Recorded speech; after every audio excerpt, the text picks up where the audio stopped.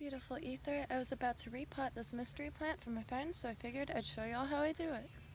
Two things that I find absolutely invaluable and really easy to get when it comes to potting plants, and it's this stuff. It comes from palm trees, it's coconut palm, and it's just the netting, as well as the coconuts. The coconut coir in the just dried coconuts is excellent for keeping moisture in your pots. This is really what I wanted to show y'all. Just by filling the bottom of the pot with coconut husks or this fabric-like stuff from the tree, the thatching, your pot will not dry out. And it's easy as 1, 2, 3, and this soil is just a mix of stuff that's come in pots, stuff that I get from the grounds under the mulch piles, as well as some perlite and vermiculite. But you could use whatever you have on hand.